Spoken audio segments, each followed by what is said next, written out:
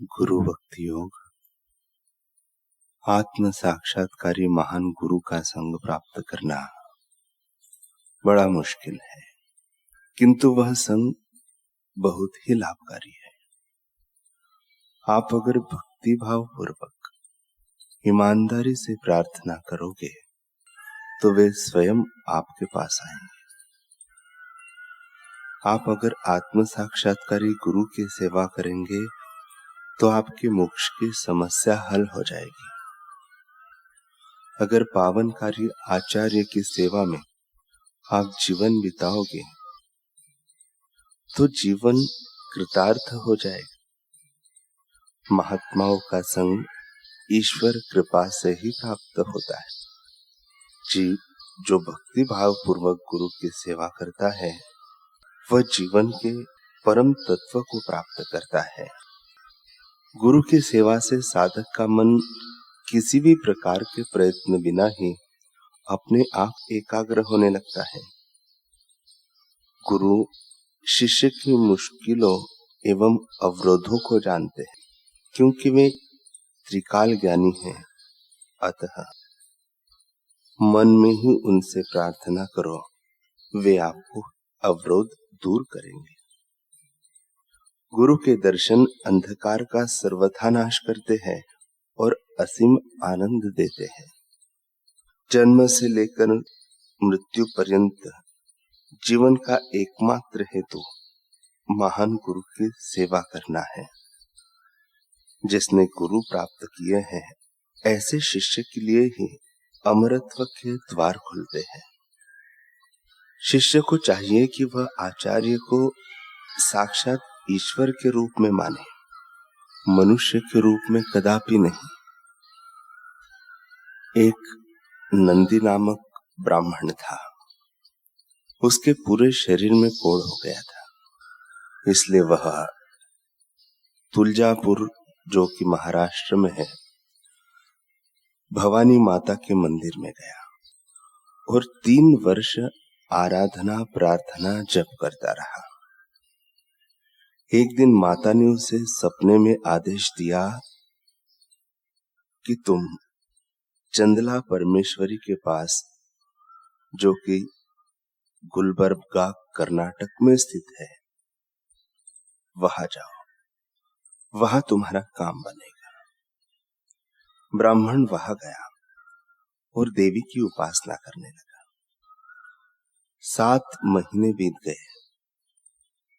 उसकी उपासना से चंदा देवी प्रसन्न हुई और स्वप्न में दर्शन देकर कहा कि तुम गाणगापुर जाओ, जहां नरसिंह सरस्वती रहते हैं, उनकी कृपा से तुम्हारा कोढ़ मिटेगा।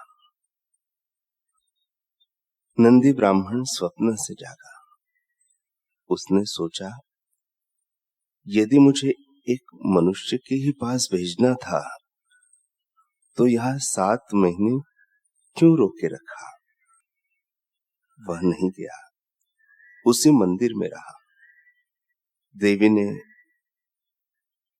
पुनः उसे अंतः प्रेरणा की और नाराज होकर आकाशवाणी की कि यहां से चले जाओ। उसे क्या पता था कि उसके जन्मों जन्मों की साधना का फल फलित हो गया है।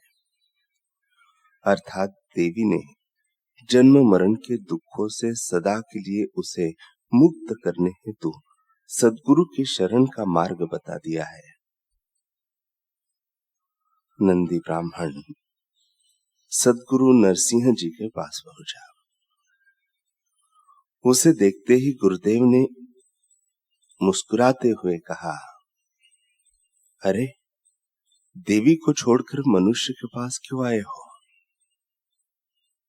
ब्राह्मण लज्जित हुआ और उसने उनसे क्षमा याचना कर उनका शिष्यत्व स्वीकार कर लिया। गुरुदेव ने अपने एक भक्त को बुलाकर कहा, इसे संगम पर ले जाओ और संकल्प पूर्वक स्नान कराओ। शिष्य ने वैसा ही किया तो नंदी ब्राह्मण के कोड़ के दाग खत्म हो और शरीर तेजवान हो गया। यह देख सब चकित हो गए, लेकिन उसकी जांघ पर एक छोटा सा सफेद दाग रहे। गुरुदेव ने कहा, तुम्हारे मन में सद्गुरु के प्रति संदेह था, इसलिए यह दाग रह गया। अब तुम पश्चाताप करके सद्गुरु के व्यापक स्वरूप का महिमा गान करोगे तो यह भी ठीक हो जाएगा।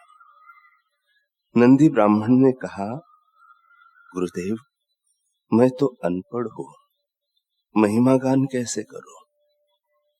गुरुदेव ने संकल्प कर उसकी जिह्वा पर भस्म डाला तो देखते ही देखते वह भक्ति भाव पूर्वक स्तुति करने लगा। कुछ ही दिनों में उसकी जांघ का दाग चला गया और वह बड़ा प्रभावशाली भक्त बन गया।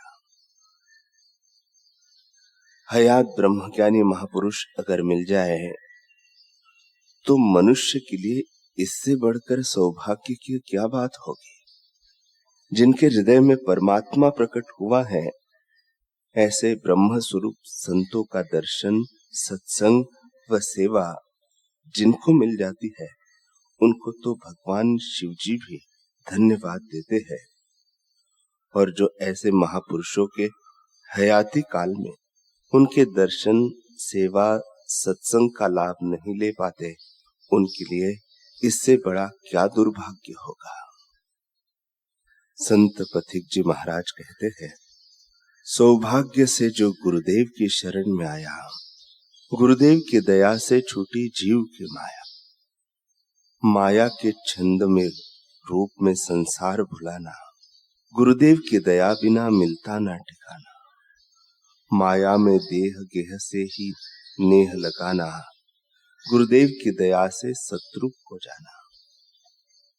माया की मोहनीय से गुरुदेव ने बचाया, सौभाग्य से गुरुदेव के जो शरण में आया। ये माया सदा खुशियों को है सुख में फंसाती, ये माया सदा है सुखियों को है सुख में फंसाती, दुखियों को तो सद्गुरु की दया आके बचाती। गुरुदेव की दया इधर किसको न छुड़ा, माया ने गिराया वही सद्गुरु ने उठाया। सौभाग्य से गुरुदेव की जो शरण में आया।